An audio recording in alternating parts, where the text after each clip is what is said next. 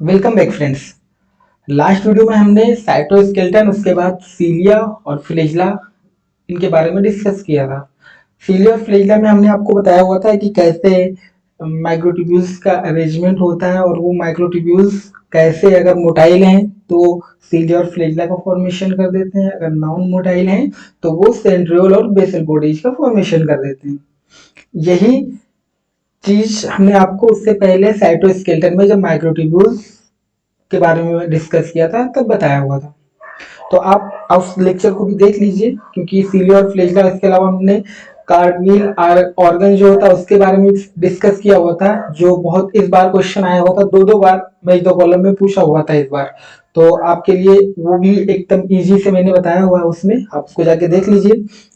आज की जो लेक्चर है उसमें हम डिस्कस करेंगे माइटोकॉन्ड्रिया के बारे में। माइटोकॉन्ड्रिया हमने डिस्कस किया था सबसे फर्स्ट लेक्चर में कि ये डबल मेम्ब्रेनस स्ट्रक्चर होता है। पहली बात, ये माइटोकॉन्ड्रिया जो है आपका, ये डबल मेम्ब्रेनस स्ट्रक्चर है। डबल मेम्ब्रेनस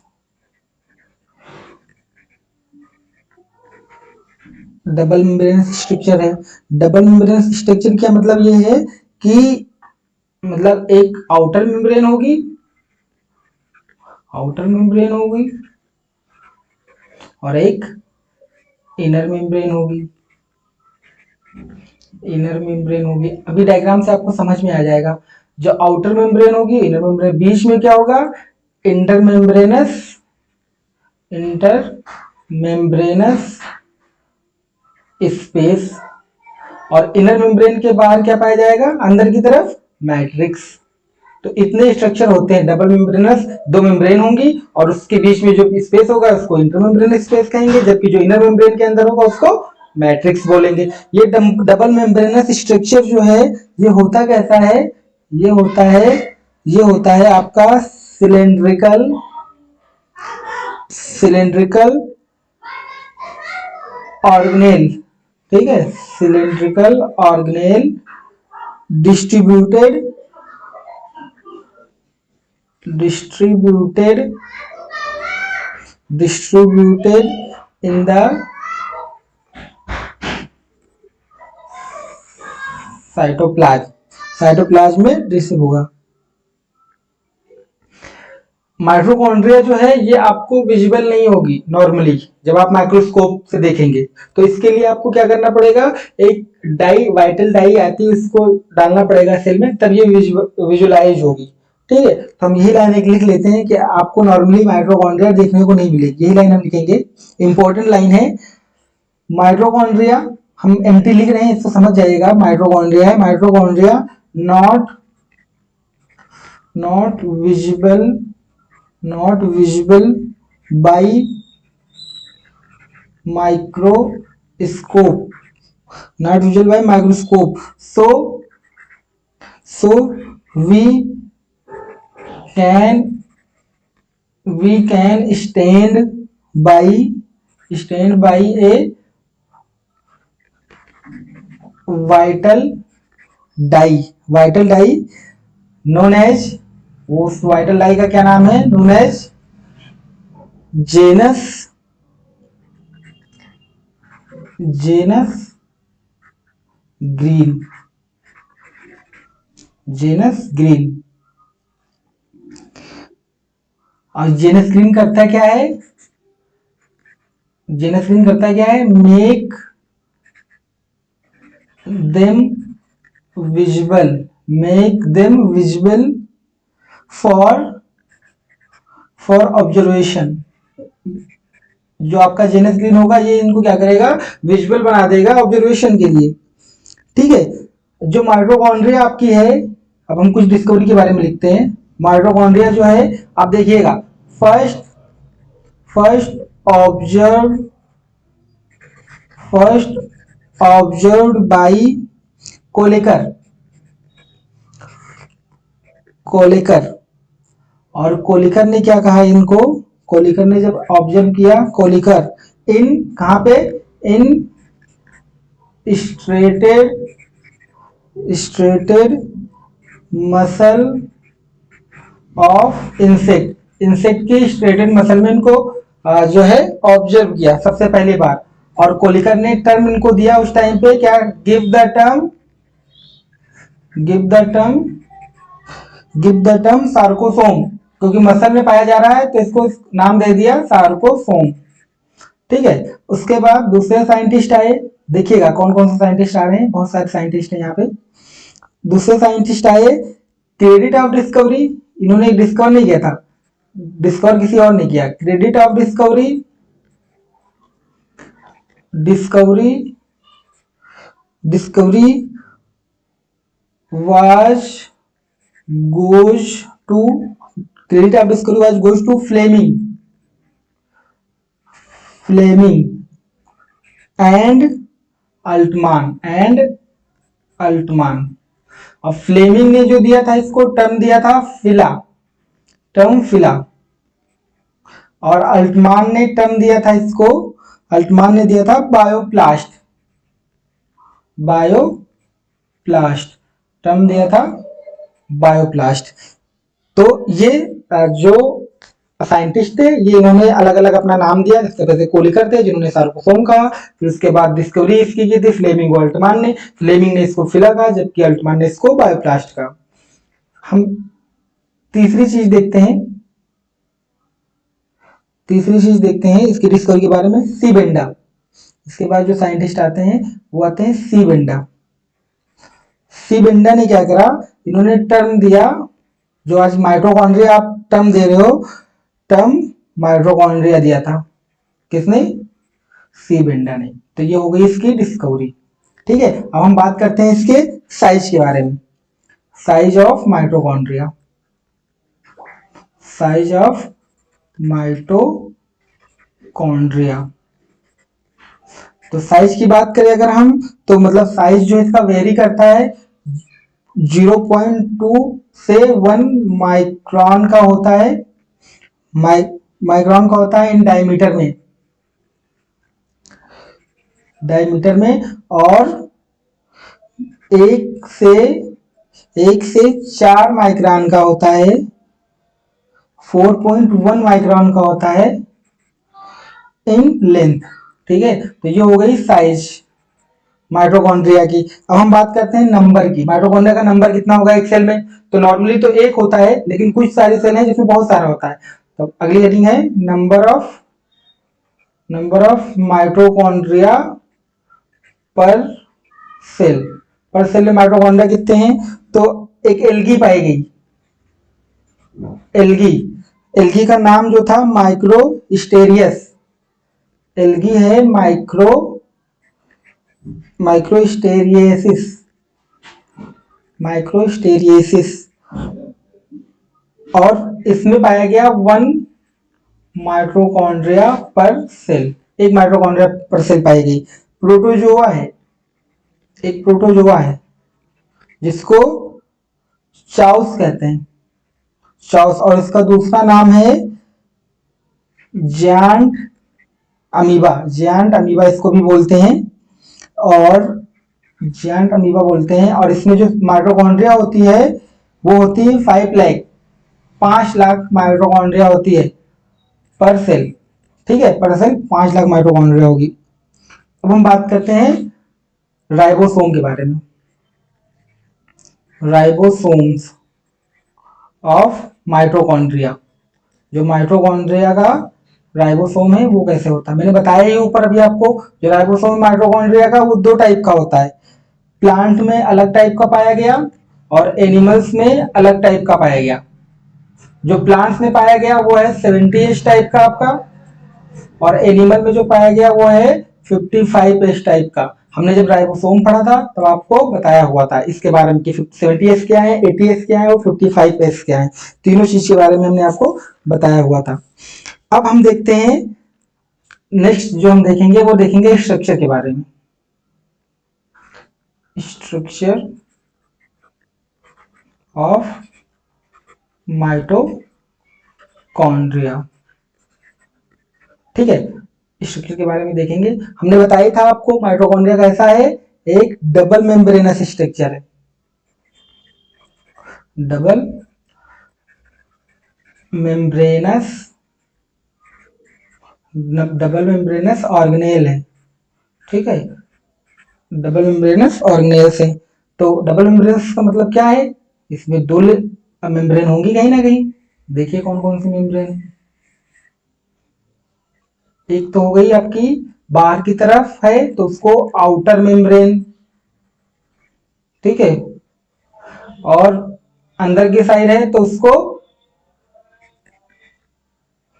इनर मेम्ब्रेन, उसको बोला गया इनर मेम्ब्रेन, ठीक है। तो डबल मेम्ब्रेन स्ट्रक्चर हो गए। अब आउटर मेम्ब्रेन और इनर मेम्ब्रेन के बीच में जो पाया जाता है उसको बोलते हैं inter membranes space, inter membranes, inter membranes space, ठीक है, समझिएगा, बिल्कुल भी जो है टफ नहीं है। दो मेम्ब्रेन है, एक आउटर मेम्ब्रेन हो गई, एक इनर मेम्ब्रेन, और आउटर मेम्ब्रेन इनर मेम्ब्रेन के बीच की जो स्पेस है उसको इंटर मेम्ब्रेनस स्पेस कह दिए। इसके अलावा इनर मेम्ब्रेन जब होगी तो उसके अंदर की तरफ जो होगा उसको बोलेंगे मैट्रिक्स, ठीक है। तो इतने स्ट्रक्चर होते हैं, दो मेम्ब्रेन होती है, आउटर मेम्ब्रेन और इनर मेम्ब्रेन। जो आउटर मेम्ब्रेन और इनर मेम्ब्रेन के बीच का जो स्पेस होता है उसको इंटर मेम्ब्रेनस स्पेस बोल देते हैं, और उसके बाद जो इनर मेम्ब्रेन के बाद जो पाया जाता है जो पोर्शन होता है उसको मैट्रिक्स बोल देते हैं, माइटोकॉन्ड्रियल मैट्रिक्स या मैट्रिक्स बोल देते हैं। तो हम अब एक एक करके इनके बारे में लिखते हैं। जो आपका आउटर मेम्ब्रेन है, थोड़ी सी बात लिखेंगे, अभी आपको डायग्राम से और क्लियर हो जाएगा। आउटर मेम्ब्रेन जो है ये स्मूथ स्मूथ होती है, smooth and forms, smooth and forms continuous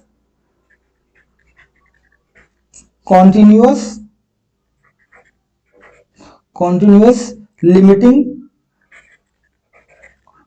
continuous limiting boundary continuous limiting boundary को फॉर्म करता है। और होता क्या है इसमें, हैव हैव हैव पोर पोर होंगे ड्यू टू, पोर या पोरस होती है पोर या पोरस। और पोर क्यों होती है, due to presence of porin protein. जो प्रोटीन होती है इसके इसकी वजह से क्या होती है, ये पोरस होती है। और पोरस होंगी तो किसी चीज को क्या होगा, ये सिलेक्टिवली परमिएबल नहीं होंगी, ये किसी भी चीज को अंदर आने देंगी इजीली, ठीक है। तो ये हो गया। इसमें जो आउटर मेम्ब्रेन में जो प्रोटीन और लिपिड का जो अमाउंट होता है वो होता है, जो लिपिड है वो होती है 40%, और प्रोटीन है वो होता है इसमें, प्रोटीन होता है 60%। तो ये हो गई आपकी आउटर मेम्ब्रेन के बारे में बात। हम बात करते हैं इनर मेम्ब्रेन के बारे में बात। इनर मेम्ब्रेन, जो इनर मेम्ब्रेन है ये क्या होता है, inner membrane forms a number of infolding बना देती है, number of infolding called as cristae. Cristae या एक होता है तो क्रिस्टा बोलते हैं उनको, क्रिस्टी। ये क्रिस्टी करती क्या है, increase increase increase surface area, for ATP production. ये एटीपी प्रोडक्शन के लिए क्या करती है, रेस्पिरेशन के लिए सरफेस एरिया इंक्रीज करती है, और उस रेस्पिरेशन से, एरोबिक रेस्पिरेशन से क्या होता है, एटीपी का प्रोडक्शन हो जाता है इनडायरेक्टली, ठीक है। और इसमें क्या होता है, इस मेम्ब्रेन में इस होता क्या है, ये हैव कार्डियोलिपिन, वहां पे पोरिन था, प्रोटीन था जो कि पोरस था और किसी भी चीज को इजिली अंदर जाने देता था। Have cardiolipin, cardio cardiolipin. और ये कार्डियोलिपिन क्या है, ए टाइप ऑफ लिपिड। ये कहां पाई जाएगी, इनर माइटोकॉन्ड्रियल मेम्ब्रेन में। याद रखिएगा कार्डियोलिपिन कहां पाई जाती है, type of lipid in inner mitochondrial membrane, inner mitochondrial membrane में ये पाया जाता है कार्डियोलिपिन। और इसके बाद ड्यू टू दिस, तो ये कार्डियोलिपिन करता क्या है, due to this, due to this, due to this inner membrane, inner membrane,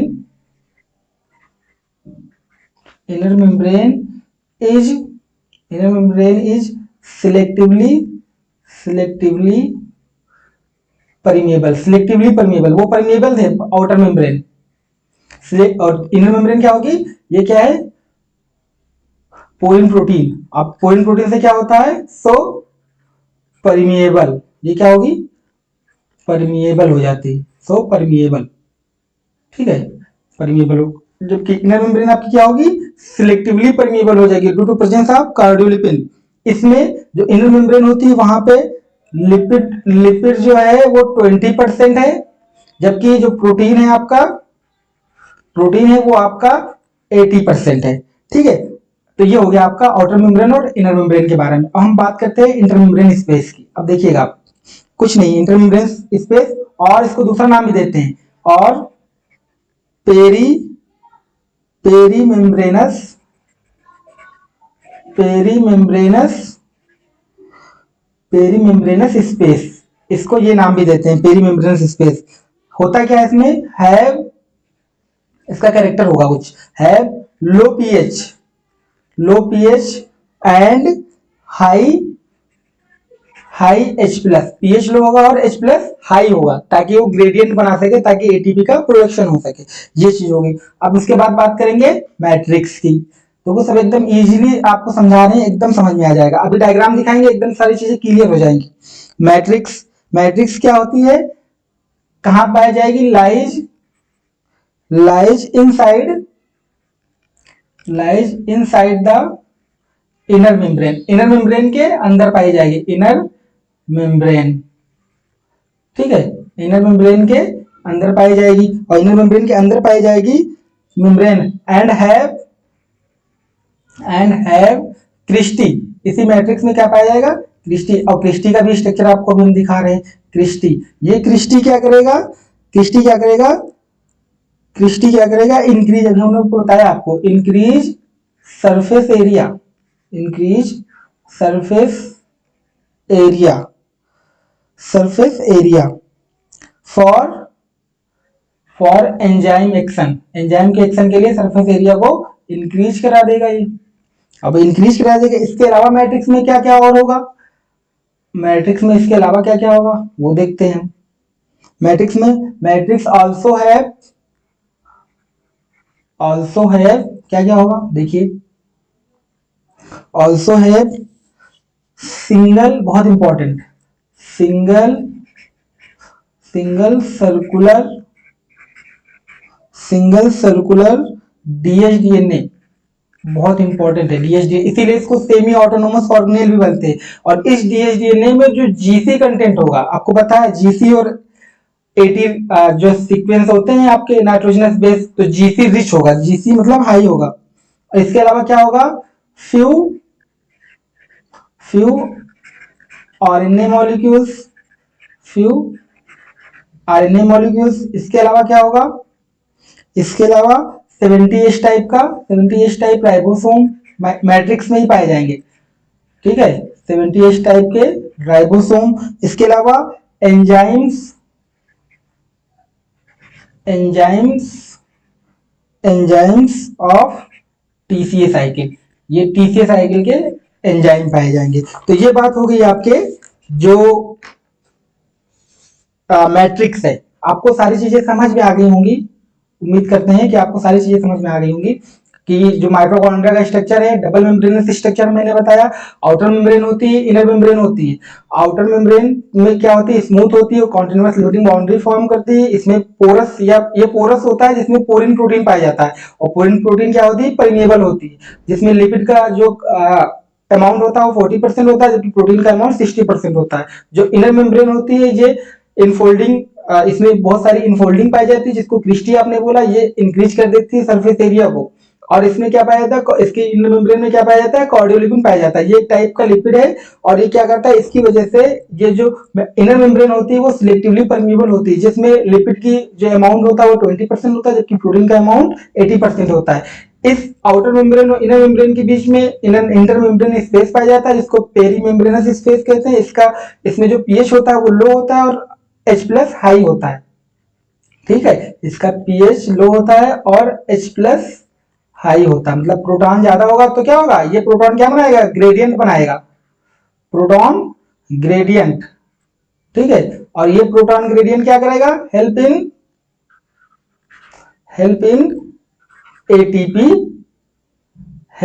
ATP production. ये क्या करेगा, एटीपी प्रोडक्शन में हेल्प करेगा। उसके बाद हमने मैट्रिक्स के बारे में बताया। मैट्रिक्स क्या है, ये इनर मेम्ब्रेन के साइड पे पाया जाएगा, जिसमें क्रिस्टी होगा। क्रिस्टी क्या करेगा, जो सरफेस एरिया है एंजाइम की एक्शन के लिए, ताकि वहां पे एटीपी की सिंथेसिस हो सके, टीसीए साइकिल चल सके, इसके लिए वो क्या करेगा, सरफेस एरिया को इंक्रीज कर देगा। इस मैट्रिक्स में ही सिंगल सर्कुलर डीएसडीएनए पाया जाता है, बहुत इंपॉर्टेंट, ये बहुत सारे एग्जाम में पूछा गया है। इसके अलावा आरएनए मॉलिक्यूल पाया जाता है, 70 टाइप का राइबोसोम पाया जाता है और एंजाइम्स जो होते हैं टीसीए साइकिल की वो पाए जाते हैं।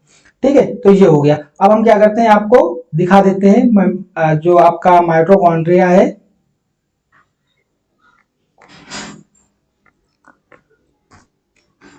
जो माइटोकॉन्ड्रिया है आपका, उसको दिखा देते हैं स्ट्रक्चर को, तो आपको अभी समझ में आ जाएगा। उसके बाद हम थोड़ी सी बात करेंगे क्रिस्टी के बारे में।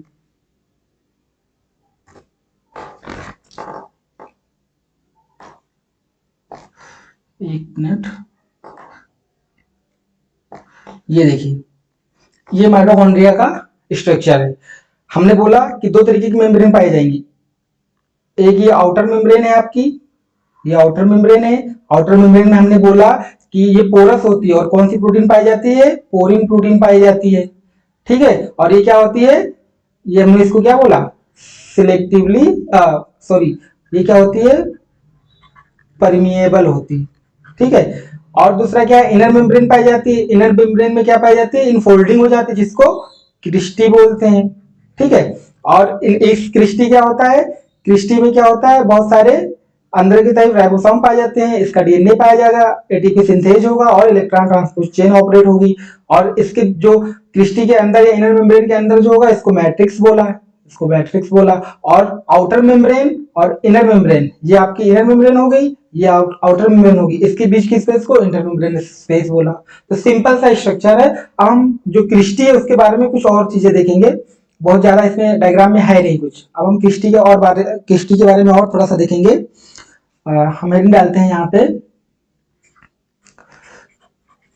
Structure of Christie. जो क्रिस्टी है आपका, उसका स्ट्रक्चर के बारे में हम देखेंगे। जो आपका क्रिस्टी है क्या होता है, इस सरफेस एरिया को इंक्रीज करता है। इसके अलावा रखता क्या है, इलेक्ट्रॉन्स इलेक्ट्रॉन कैरियर्स। इसमें क्या होगा, इलेक्ट्रॉन कैरियर्स होंगे एंड एंजाइम्स, इलेक्ट्रॉन कैरियर्स और एंजाइम होंगे। और ये करेंगे क्या, इलेक्ट्रॉन कैरियर्स और एंजाइम्स ये करेंगे क्या, वही एक चीज, हेल्प इन एटीपी प्रोडक्शन। ये एटीपी प्रोडक्शन में हेल्प करेंगे। जो क्रिस्टी होगा, ये होगा क्या, इसमें have knob like structure, knob like structure होगा, जिसको क्या कहेंगे, कॉल्ड एज एलिमेंट्री पार्टिकल, जिसको क्या बोलेंगे हम, एलिमेंट्री पार्टिकल। और बहुत सारे नाम है इसके, और पार्टिकल्स ऑफ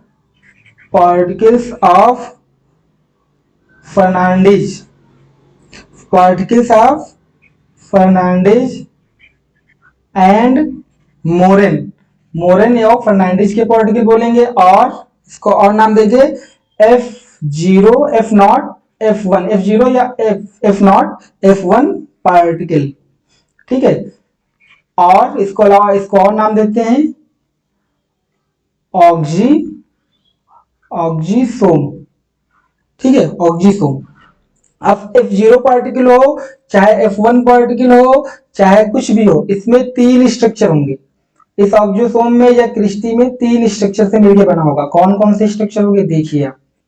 सबसे नीचे की तरफ होगा इसमें,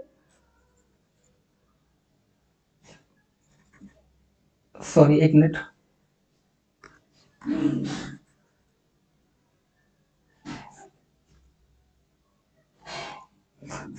जो ऑक्जीसोम F1 पार्टिकल या कुछ भी होगा जो उसमें 3 स्ट्रक्चर होंगे। सबसे नीचे की तरफ होगा उसका, उसको बोलेंगे बेस, बीच में जो होगा उसको बोलेंगे स्टाक, और ऊपर जो होगा उसको बोलेंगे हेड। अभी देखिएगा, अभी समझ में आ जाएगा आपको। जो क्रिस्टी थी उसका एक स्ट्रक्चर बना रहे हैं, तो उसका स्ट्रक्चर जो आपको दिखेगा कुछ ऐसा दिखेगा आपको स्ट्रक्चर।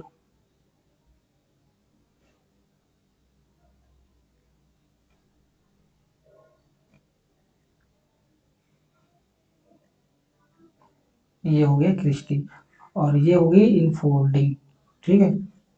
ये जो आपको दिख रहा है ये है बेस, ये जो आपको दिख रहा है ये स्टार, ये जो दिख रहा है आपको ये है हेड। अब देखिए हेड जो है उसमें क्या है, हेड हैव, कुछ कुछ नहीं करना है आपको, केवल बस ध्यान देना है और सब कुछ समझ में आ जाएगा ऐसे ही। हैव एंजाइम्स, कौन सा enzyme, ATP, ATP synthetase, ATP synthetase. ATP synthetase करते क्या करेगा, क्या help in oxidative oxidative phosphorylation, oxidative phosphorylation. और इस ऑक्सीडेटिव फॉस्फोराइलेशन से क्या होगा, इस ऑक्सीडेटिव फॉस्फोराइलेशन से क्या होगा, एटीपी का प्रोडक्शन हो जाएगा। एरोबिक रिस्पॉन्डेशन से क्या होगा, एटीपी का प्रोडक्शन हो जाता है, ये हो जाता है।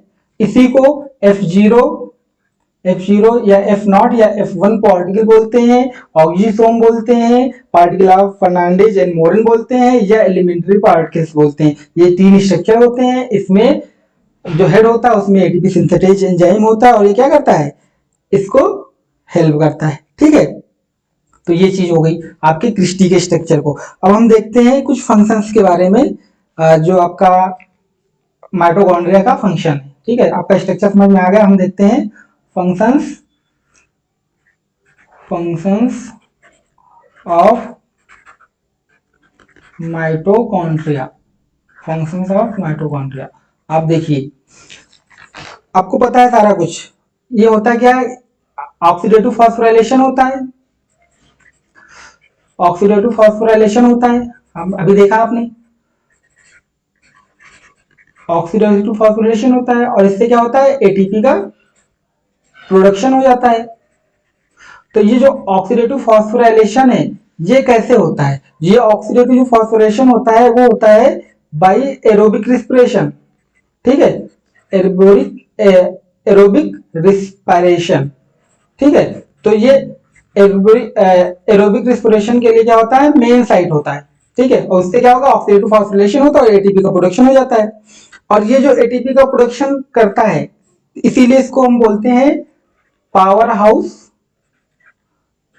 Power house of the cell, क्योंकि ये सेल में ऊर्जा का निर्माण करता है इसलिए पावर हाउस ऑफ सेल बोलते हैं, ठीक है। ये जो एटीपी का प्रोडक्शन है यही मेन काम है आपके माइटोकॉन्ड्रिया का। तो आपको जो कोई फंक्शन पूछे सबसे जो फंक्शन यही है, इसका क्या होता है, एरोबिक रिस्पिरेशन के थ्रू। एरोबिक रिस्पिरेशन कैसे होगा, अब इसके ऊपर अगर आप और कुछ जोड़ना चाहो तो एरोबिक रिस्पिरेशन कैसे होगा, वो होगा आपका किसके थ्रू होगा, उसका ऑक्सीडेशन करेगा। तो by the oxidation of by the oxidation of, अभी देखो आप, बाय द ऑक्सीडेशन ऑफ, किसका ऑक्सीडेशन हो सकता है, कार्बोहाइड्रेट,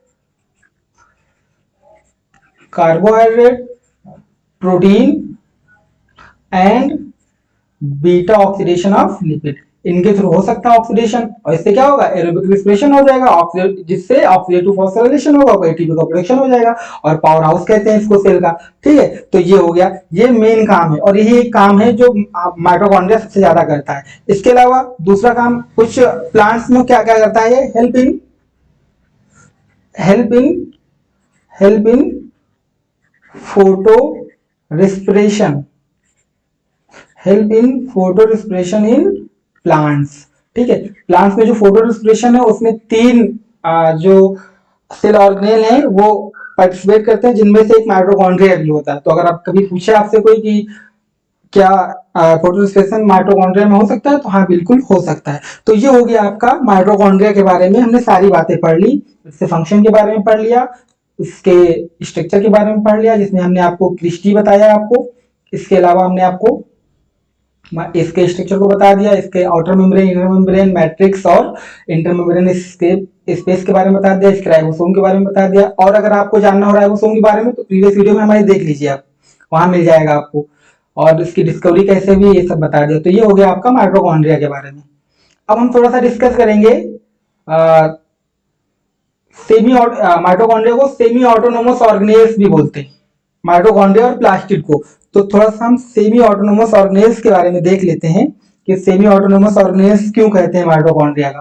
ठीक है, तो सेमी ऑटोनोमस ऑर्गेनेल्स के बारे में पढ़ते हैं। यहाँ पे हेडिंग डाल लीजिएगा आप, सेमी ऑटोनोमस, थोड़ा सा बताएंगे, बहुत ज्यादा नहीं, ताकि आपको पता रहे कि अगर पूछे कभी कोई तो आपको वो ना हो कि हाँ हमें पता नहीं। तो सेमी ऑटोनोमस ऑर्गेनेल के दो एग्जांपल है हमारी बॉडी, जो है प्लांट में या एनिमल में, दो एग्जांपल हैं।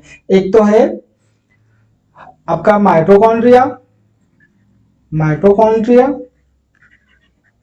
और दूसरा है आपका प्लास्टिड। ठीक है, प्लास्टिड के बारे में हम नेक्स्ट लेक्चर में पढ़ेंगे। तो दो सेमी ऑटोनोमस ऑर्गेनेल हैं। अब सेमी ऑटोनोमस ऑर्गेनेल क्यों कहते हैं, बिकॉज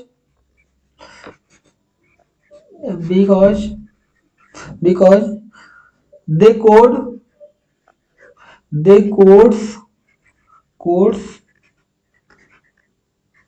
proteins by both क्या बोथ, बाई बोथ का मतलब, बाई बोथ, एक तो न्यूक्लियर जीनोम, जीनोम क्या होता है, कंप्लीट सेट ऑफ क्रोमोसोम, उसी को जीनोम कहते हैं, न्यूक्लियर जीनोम, एंड दूसरा है माइटोकॉन्ड्रियल जीनोम। ठीक है, तो न्यूक्लियर जीनोम, माइटोकॉन्ड्रियल जीनोम, दोनों के थ्रू ये प्रोटीन की सिंथेसिस कर लेते हैं, इसीलिए इसको सेमी ऑटोनोमस ऑर्गेनेल कहते हैं। जो न्यूक्लियर जीनोम है वो ज्यादा अमाउंट में प्रोटीन की सिंथेसिस करता है, करीब अप्रॉक्स 90% है, जबकि जो माइटोकॉन्ड्रियल जीनोम है वो 10% अप्रॉक्स सिंथेसिस करता है प्रोटीन की। तो इसलिए बोलते हैं सेमी ऑटोनोमस ऑर्गेनेल, इसलिए भी बोलते हैं इसको। दूसरा रीजन, पहला रीजन ये होगा कि ये कोड करते हैं प्रोटीन को, दूसरा रीजन है इसका सेमी ऑटोनोमस ऑर्गेनेल क्या होते हैं, द organelles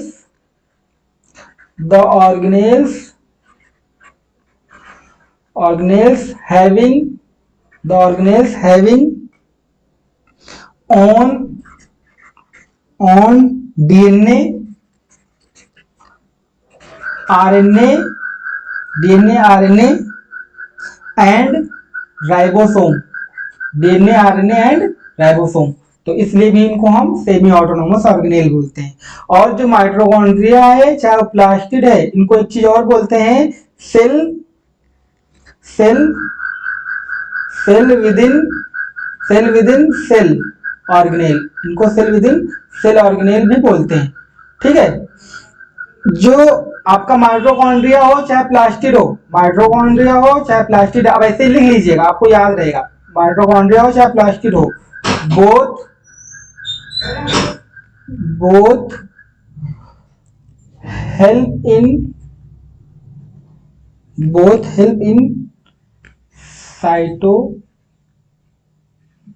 साइटोप्लाज्मिक इनहेरिटेंस।